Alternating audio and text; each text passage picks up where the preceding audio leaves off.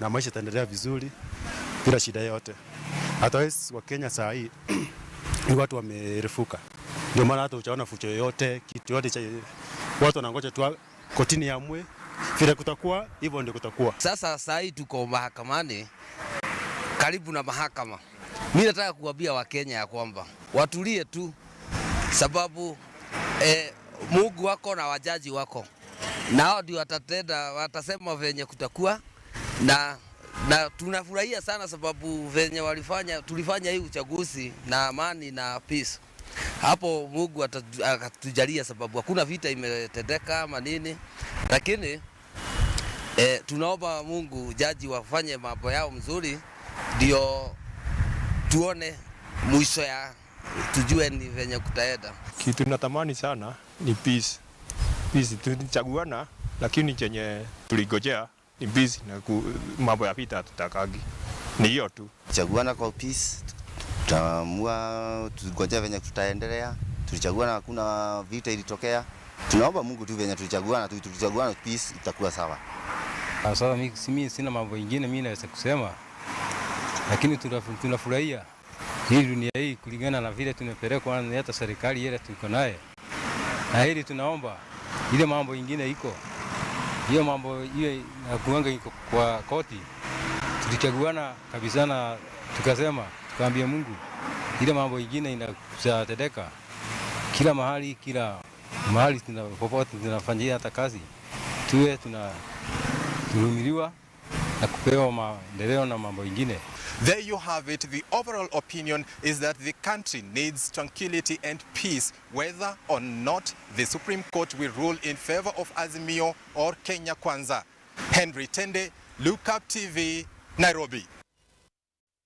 Right, now those are Kenyans' opinions in regards to the Supreme Court petition and the case that is supposed to start hearing this coming week, and people asking for peace even when the process will still be going on. Now, moving on, Lagdera Member of Parliament Abdikadir Hussein has expressed concerns over the worsening drought situation in the northeastern region.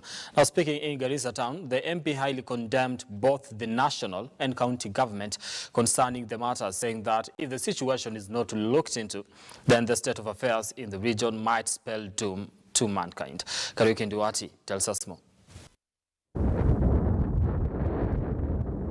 This is the current situation in some parts of Garissa County. Carcasses of cattle in what used to be grazing fields. It is clear that all you can see are dead animals and large tracts of land, a clear indication of how some parts of the county look like. Now, due to this, Lagdera Member of Parliament Abdikadir Hussein has raised concern over the worsening drought situation in the county, a situation that might lead to loss of lives in the coming week. According to Hussein, is that now the residents are forced to take long distances in search of water for their home and the domestic use, where he pointed fingers to both the national government and the county government for lack of water dams in the county.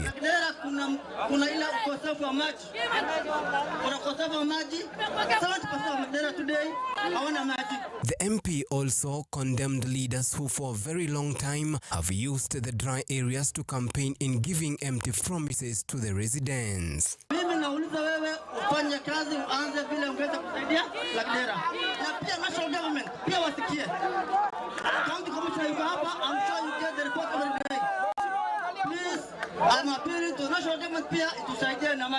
In his inaugural speech, Garissa Governor Nadhif Jama acknowledged the situation in Lagdera sub-county, saying that his administration will construct a modern mega dam so as to conserve rainwater.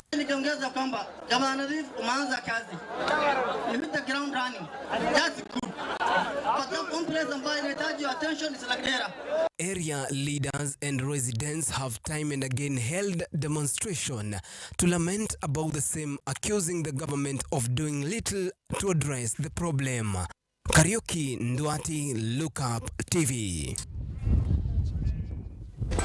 All right, now that story by Kariuki Nduati takes us to our first break here on the program. Keep engaging us on our socials at Amwai Brian on Twitter, at LookUpTV on Facebook. The hashtag is LookUpWeekend. We'll be able to sample your feedback at the end of this program. Tell us where you're watching us from and what you think about the stories we are running today, and also your expectations when it comes to matters Supreme Court petition that have just been filed. All right, we'll be back in a moment. Don't go too far.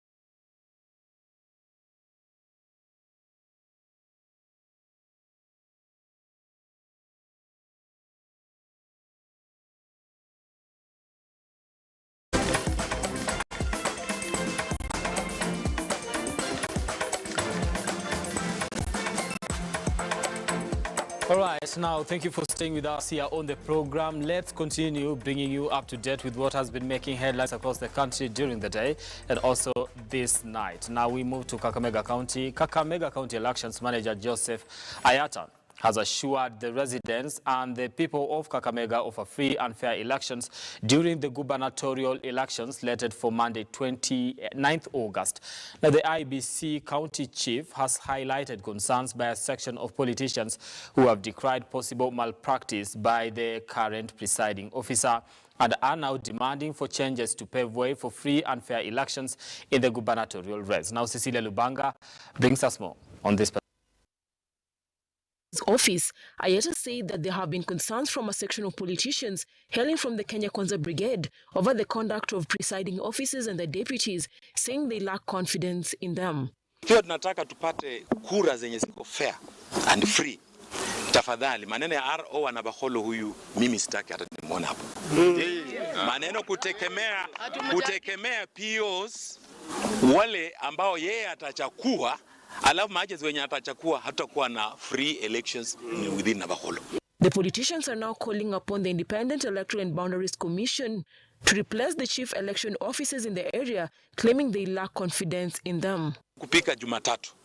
Lakini kama tuko na uongozi ule wa RO na wale the same security na the same POs, yenye aliniambia tulizungumza na mheshimiwa Wekulo, alikuwa mpinzani wangu, lakini tuko pamoja, tukasema hatutaki uovu kama huo uendelee, kwa sababu tunataka tuchakue sisi wenyewe kama wananchi, tuchakue viongozi ambao tunataka. Jumatatu hiyo mambo ifanyike na tutakuwa macho. David Waiswa, who vied for the parliamentary seat in Navaholo and emerged second, claims that some senior officials of the IEBC were spotted supporting a certain candidate in the just ended 9th August elections.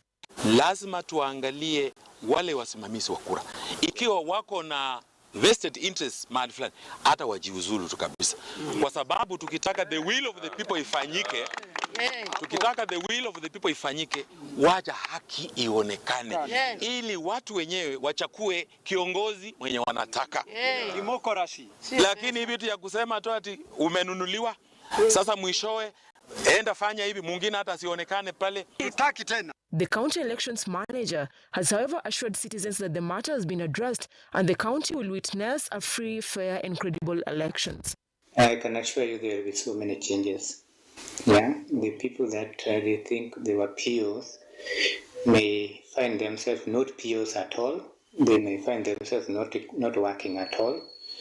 Hata wale walikuwa clerks, some of them watajipata kama POs because all of them are trained. Yeah, so we'll just do refresher training for all of them and they know what they're doing. And we are going to see the best way to handle the issues of the PO. But what I can assure you is those who are POs on 9th may not be POs on 29th. Cecilia Lubanga, Look Up TV.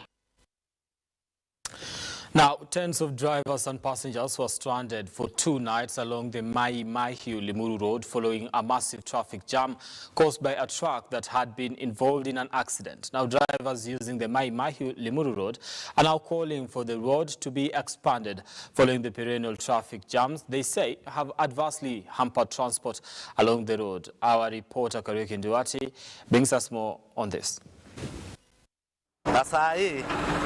Hata haijaisha. Usishangae kuna watu wamelala kwa hii barabara.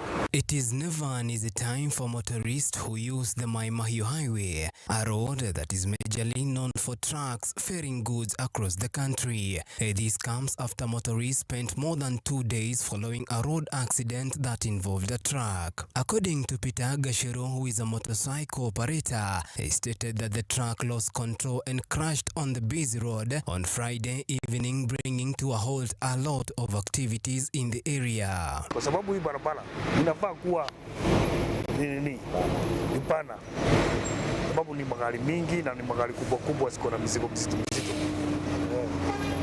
The drivers also raised concerns of perishing of the goods that they were ferrying, adding that the drivers overlapping worsened the situation. According to Joseph Karanja, who is a truck driver, he cited that they lose tens of hours every month due to the perennial jams. Sahi hata jamu haijaisha. Hii barabara tukitengenezewa tunaweza kufurahi sana. Ikuwe yani kubwa hii. Kutoka saa moja nilikuwa nimeingia 6, sasa unaona saa ile tunapanda. Sasa nilikuta magari already zimelala huku kwa barabara. Hata sio siku ya kwanza. For quite some time now, the road has been an eyesore for many drivers who are now calling upon the government to expand it so as to neutralize the jam along the busy road. Naomba tukitengenezewa hii barabara tutasaidika sana. Barabara imeshikana toka jana, nilisikia jana ilizinda hivyo, usiku ikalala hivyo. Sasa tunataka tutengenezewa hiyo barabara. Ningeomba serikali itengeneze hii barabara ikuwe pana. Wapanue hii barabara. Sababu hata gari moja ikianguka ama ikisimama kuna venye jamu huwa inaingia. Tuseme gari imeharibikia kwa kona ama mahali sharp, gari lazima kuwe na jamu. Suluhisho ni kupanua barabara ili sasa kama imesikamana zinapata mahali pa kupenyea, yani barabara yenyewe ni kode sana, ni nyembamba. Naivasha OCPD Samuel Wawero via phone confirmed the accident and also blamed the impatient drivers for the delay in clearing of the road. Kariuki Nduati, Look Up TV. All right, now from Kariuki Nduati, in Nakuru County, the Matatu Owners Association have called upon the newly elected Nakuru Governor Susan Kihika to streamline the transport sector to facilitate growth in the alleged trouble industry.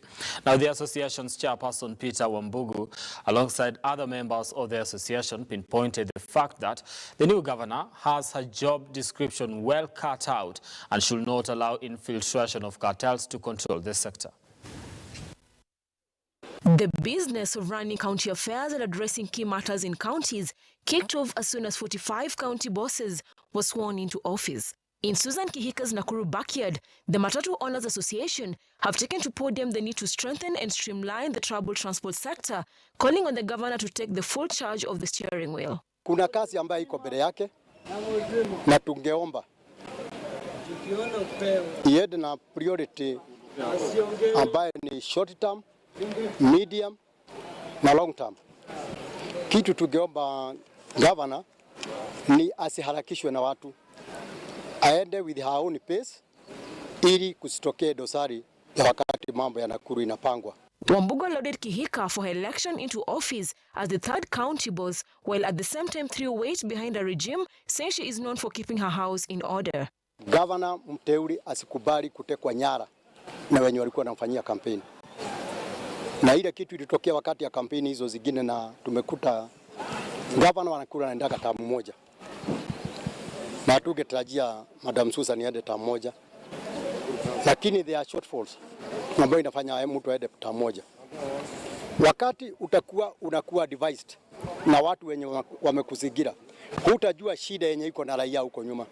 He further called on the governor to construct more amenities at the new bus terminus to ensure all traders are accommodated. Tuko na wafanyikazi wengi sana katika industry ya matatu ambaye hawana kazi.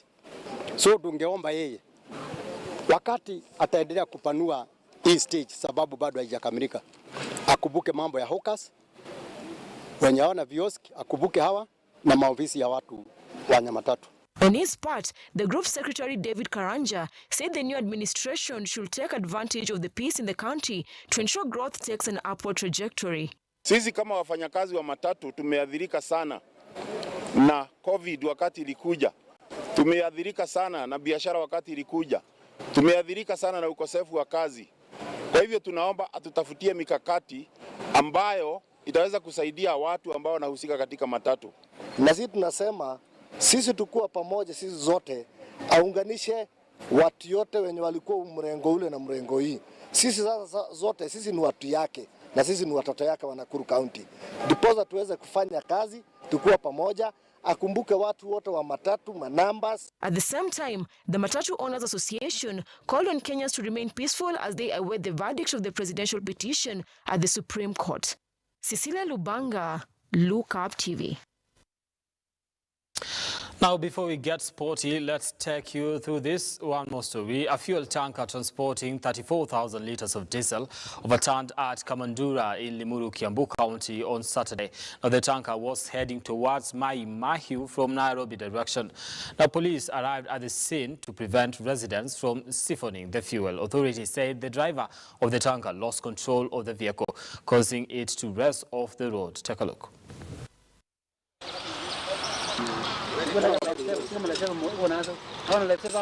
Tuseme kitu kama saa 8 ya usiku ndio hii gari ilianguka. Sasa sijui kama ni zingizi ilifanya gari angushe gari ama nini, na ilikuwa inatoka Nairobi, kama sijui kama pande hii ilikuwa inaenda Sudani ama inaenda Kampala, sikujua mahali alikuwa anaenda, lakini kitu kama saa 8 ndio hii gari ilianguka.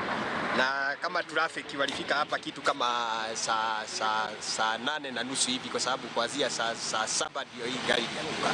Hiyo inasababisha ajali mingi sana, na barabara ni nyembamba. Ni barabara ya kuanzia hapa, barabara mbili kuanzia ya highway kwenda Mai Mahiu, barabara inakuanga ni narrow. Hata ukijaribu kutesa kidogo itakuwa imemeka accident. Ni ili wa slow it down. Hali ya hewa ni mbaya saa hii. Hali ya hewa ni mbaya, kama inawezekana watu wao wana travel usiku. Gari kama hizi za kubeba mizigo ya pesa mingi, si travel usiku, sinaenda mchana. Ndio ukungu hakuna. Ikifika usiku wao wanalala mapema. Really.